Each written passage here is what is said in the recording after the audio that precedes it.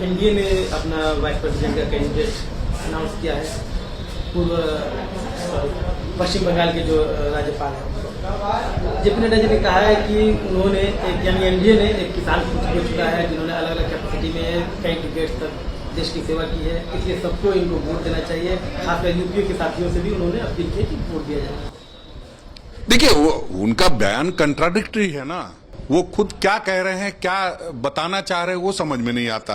वो एक तरफ कह रहे हैं किसान हैं, एक तरफ कह रहे हैं कि इनको बड़ा शासन का अनुभव है। तो शासन के अनुभव के बारे में तो हम लोग जानते ही हैं। क्यों ये जिस किसान का उन्होंने दमन किया है पिछले 6 महीने तक, किसानों के लिए सड़कों पर कीलें बिछाई गई है, आप उस किसान को क्यों आगे उनको आगे किसान बता करके और किसान की भावनाओं से खेलना चाहते हैं। पहले आपने देखा झारखंड में किस तरह से आदिवासियों की जमीन को लूटने का कार्यक्रम चलाया गया था डबल इंजन की सरकार में।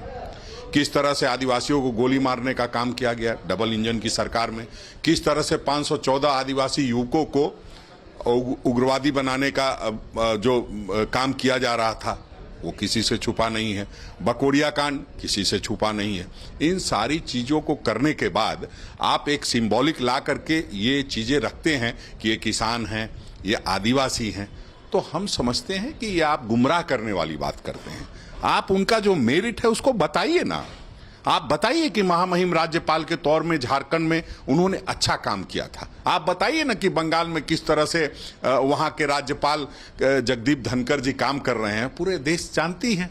तो ये सब चीजें बताइए आप लोगों को। लेकिन ये बता करके कि आदिवासी हैं, किसान हैं, कमजोर हैं, महिला हैं, ये बातें बताने की बात नहीं है। हमें लगता है कि सारी चीजों को ध्यान में रखते हुए इतना हल्का नहीं करना चाहिए। उपराष्ट्रपति और राष्ट्रपति पद का चुनाव बहुत गरिमामय पद का चुनाव है, उसकी गरिमा को ख्याल रखते हुए कोई बयान देना चाहिए। यूपीए ने भी अपने कैंडिडेट का अनाउंसमेंट कर दिया है मार्गरेट अलवा के रूप में।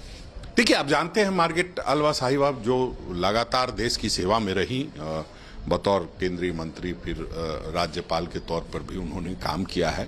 उनको एक काम करने का लंबा अनुभव है शासन चलाने का।